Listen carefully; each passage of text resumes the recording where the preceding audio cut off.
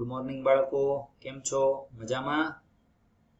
આજે આપણે 12 કોમર્સ એકાઉન્ટમાં બીજા ભાગનું સરસ મજાનું ઈઝી ચેપ્ટર ચાલુ કરીએ છીએ. બાળકો, આ ચેપ્ટર છે નંબર 4 નાણાકીય પત્રકોનું વિશ્લેષણ, જે 5% ગુણભાર ધરાવે છે. વિભાગ બી એક વાક્યમાં ઉત્તર આવશે અને વિભાગ ડી 4 માર્કનો એકદમ સરળ દાખલો આવશે. દરેક વિદ્યાર્થીના પૂરેપૂરા ગુણ આવી જાય એવો દાખલો છે. ચાલો તો બાળકો શરૂઆત કરીએ. શરૂઆતની થિયરીમાં ધ્યાન આપજો, ઈઝી છે.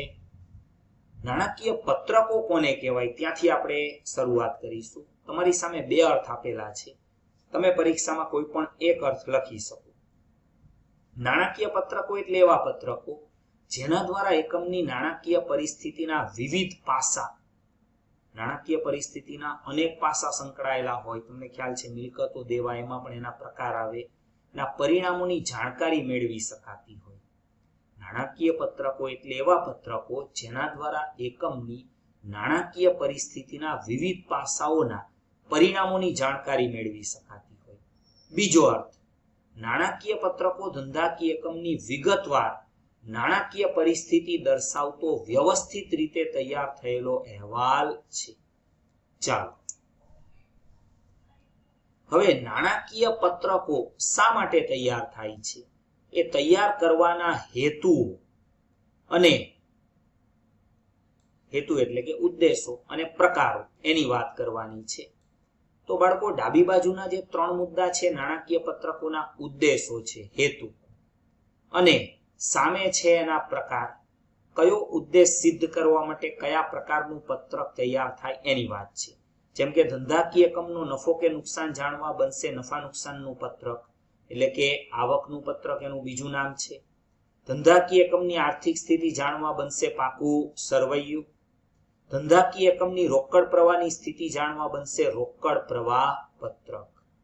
ફરીથી, નાણાકીય પત્રકોના ઉદ્દેશો અને પ્રકારો: નફો કે નુકસાન જાણવા નફા નુકસાનનું એટલે કે આવકનું પત્રક, આર્થિક સ્થિતિ જાણવા પાકું સરવૈયું, રોકડ પ્રવાહની સ્થિતિ જાણવા રોકડ પ્રવાહ પત્રક. ચાલો આગળ વધીએ.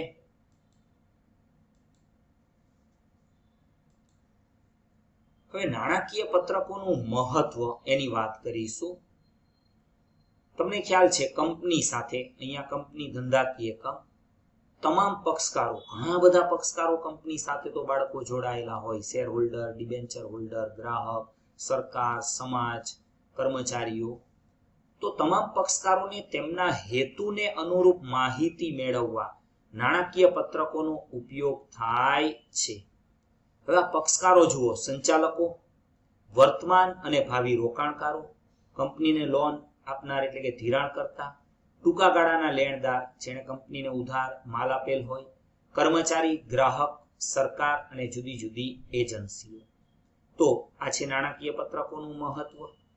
હવે નાણાકીય વિશ્લેષણ એટલે શું? બાળકો, અહીંયા નાણાકીય વિશ્લેષણ એટલે નાણાકીય પત્રકોનું વિશ્લેષણ.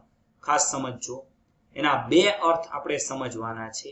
તમને પરીક્ષામાં જે યાદ આવે તે. નાણાકીય પત્રકો તૈયાર થઈ જાય ને પછી બાળકો એની ફરીથી ગોઠવણી કરવામાં આવે છે.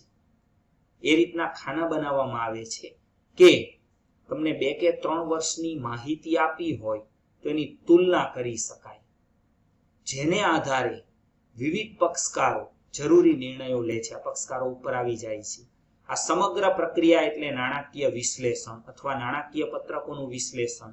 ફરીથી, નાણાકીય પત્રકો તૈયાર થઈ જાય પછી તેની પુનઃ ગોઠવણી કરી તુલના થાય તે રીતે તૈયાર કરવામાં આવે છે, જેને આધારે વિવિધ પક્ષકારો જરૂરી નિર્ણયો લે છે.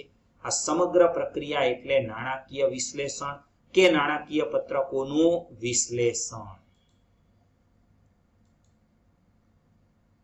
ચાલો હવે અથવામાં એનો બીજો અર્થ છે બાળકો, એકદમ ઈઝી અર્થ છે. આ યાદ આવી જાય તો આ લખી નાખવાનો છે.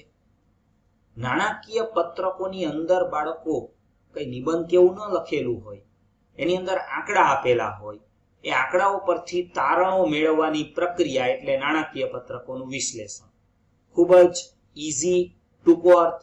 નાણાકીય પત્રકોના આપેલ આંકડાઓ પરથી તારણો મેળવવાની પ્રક્રિયા એટલે નાણાકીય પત્રકોનું વિશ્લેષણ.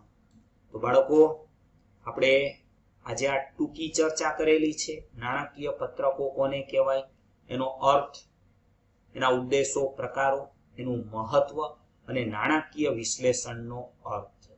બાળકો, વિડિયો લેક્ચર જોઈ વિડિયોને લાઈક કરજો, શેર કરજો, ચેનલ સબસ્ક્રાઇબ કરવાની બાકી હોય તો કરી દેજો. આપણે હવે પછી નેક્સ્ટ લેક્ચરની અંદર વાત કરીશું નાણાકીય વિશ્લેષણના પ્રકારોની.